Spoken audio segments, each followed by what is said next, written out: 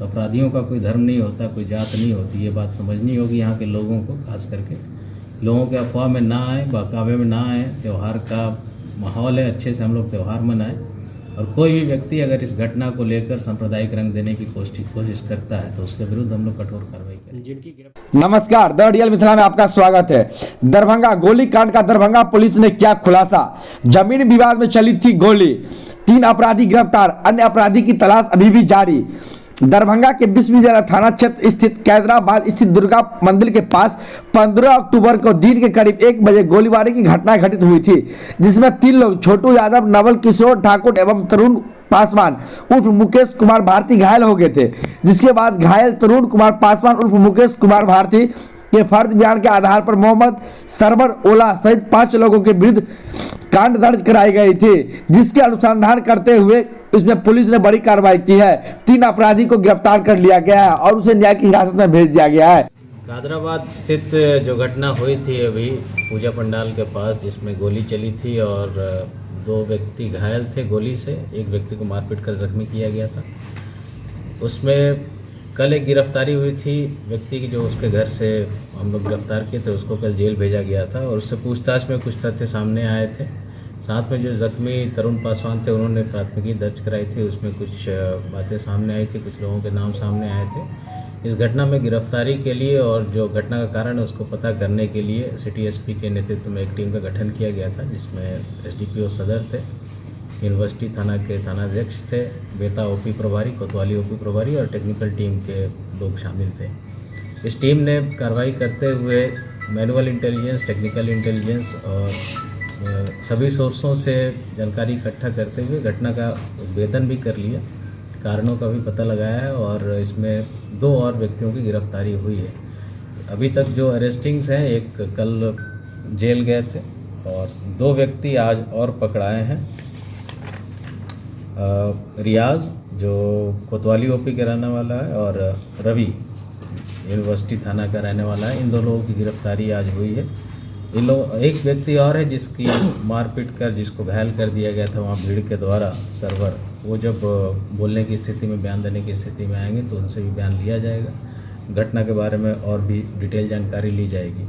पूछताछ और छापेमारी में इन लोगों के पास से घटनास्थल से कुछ मोटरसाइकिल्स बरामद हुई हैं जो घटना में यूज़ की गई थी। मोबाइल इन लोगों के पास से बरामद हुआ है।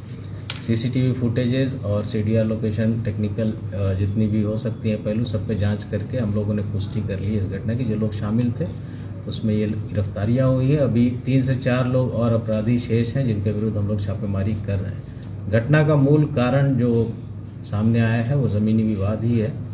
सर्वर जो घायल है, जिसको भीड़ ने मारपीट किया था, उसका, और छोटू का जो जिसको मारपीट करके घायल किया गया था, उन लोगों के बीच ज़मीन का विवाद था, जिसको लेकर ये घटना घटित हुई। जो लोग भी इसको सांप्रदायिक रंग देने की कोशिश उस दिन भी कर रहे थे और उस दिन के बाद आज तक कर ही रहे हैं कुछ लोग, तो उन लोगों के विरुद्ध भी कार्रवाई की जाएगी। क्योंकि उस दिन भी स्पष्ट कर दिया गया था कि ये 2 व्यक्तियों के बीच की लड़ाई है, इसमें किसी संप्रदाय का मामला नहीं है। क्योंकि इस घटना में दोनों साइड से, एक साइड से तो ये लोग हैं जिन्होंने केस किया है, लेकिन दूसरे साइड से जो अपराधी हैं गोली चलाने वाले, उसमें दोनों संप्रदाय के अपराधी हैं।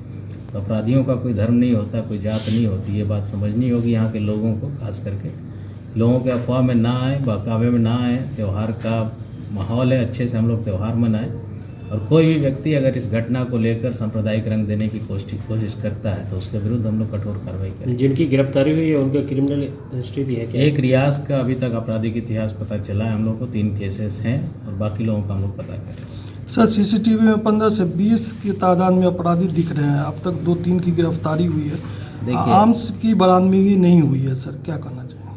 अभी हम लोग जो इन्वेस्टिगेशन अभी तक किए हैं, 3 व्यक्ति जेल गए हैं इसमें और 1 घायल है, वो भी जब ठीक हो जाएगा तो वो भी जेल जाएगा, उसको भी हम लोग फॉरवर्ड करेंगे। इसके अलावा जैसा मैंने बताया, 4 और व्यक्ति जो इसमें एक्टिव रूप से पार्टिसिपेट किए हैं पूरी घटना में, उन लोगों को भी चिन्हित कर लिया गया, उनकी भी गिरफ्तारी होगी। इसमें जैसा 15 लोग बता रहे हैं, हो सकता है और लोग भी साथ में आए हों जो पहले चले गए हों, घटना के टाइम नहीं रहे हों। जो मेन घटना के टाइम पे जो लोग थे, यही 8-9 लोग थे, उनके लिए हम लोग छापेमारी कर रहे हैं। टोटल कितने लोगों की गिरफ्तारी हैदराबाद गोलीकांड में हुई है?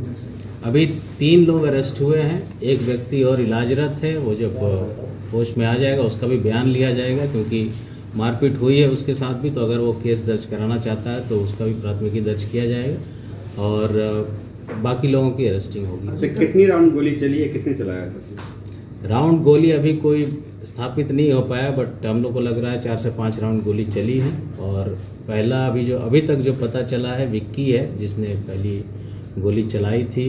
जो भीड़ इधर से जब आने लगी तो उसमें फायरिंग किया है उसने, जिसमें राहगीर को भी गोली लगी और छोटू के बगल से गोली निकल गई। ये लोग जमीन माफिया हैं कि आपसी विवाद जमीन का था? ये आपस में ज़मीन का लेन देन का मसला था।